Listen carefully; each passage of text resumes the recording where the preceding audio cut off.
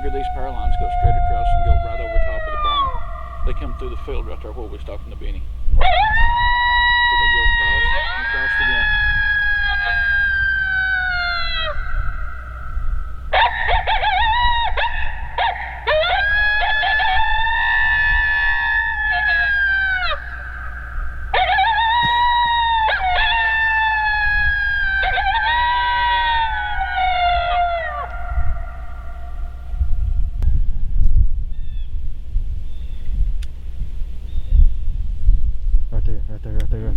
Right there. Don't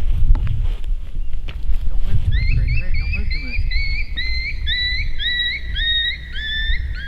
It's looking right at us. Don't move. There's one or two. Just one I can see. He is looking right at us. Yeah, he's looking right at us. Don't move.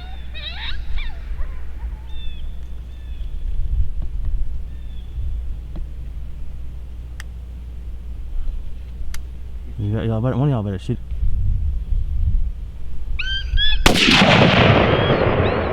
That dog. There you go. That was loud. Good shot. It winded us.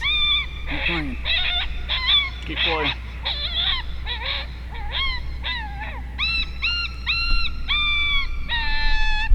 Let's Get the some fish of that, back, baby. There's another one. I know there is.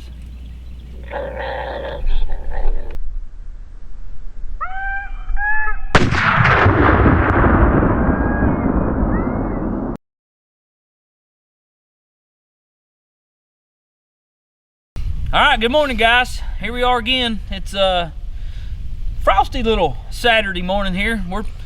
We're pushing the limits of Christmas, but got Chase and finally got my old buddy Craig here. He's gone with us quite a few times. I'd say there's quite a few times we've had coyotes come out and it just never worked out. They winded us or you know, just something crazy, or somebody pulled the trigger and miss. Not to point nobody out. That's me. That's me. But as you know, if you coyote hunt, it's going to happen. You're going to get winded. You're going to pull the trigger, and the bullet's going to fly right by it, and it's going to run off. I mean, how many times has it happened to you? Oh yeah, several. I mean, it's happened to me. Fortunately, we got lucky this morning, and I pulled the trigger on this one, and it dropped in its tracks, as you'll see. But this is our second stand of the morning. Craig's got a hot little spot. He got over the other day by himself, and he laid a couple on the dirt, and we let it rest, what, solid 5-6 days? 6 days. And he's anxious to get back, and we tried it, and we got them light up, but they didn't want to play this morning. They didn't want nothing to do, which is one of the first times ever we give them the sweet MFK music, and they lit up and howled and let us know where they's at, but nobody wanted to come in. I guess the cold kept them in. I think it's still looking for a biscuit this morning. So anyhow, I think, what'd you range this, 175? Yeah, 176 yards. So yeah, we started out with some prey distress this time for the first 10 minutes. Nothing was biting. That's typically what we start out when it's cold.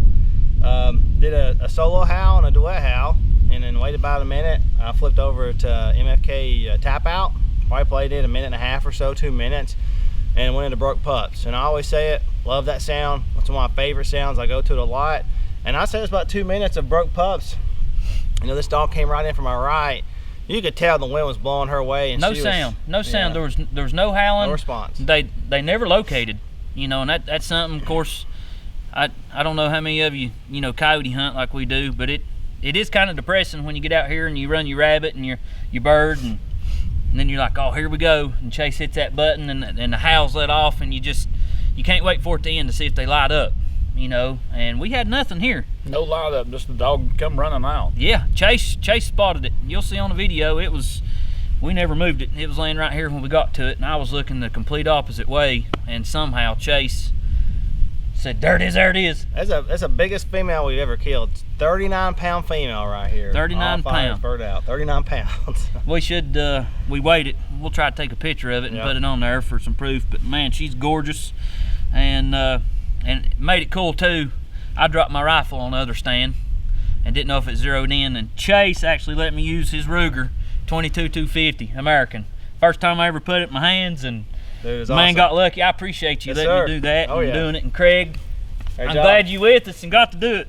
Hope y'all enjoyed this. Good to be here. Have a good one.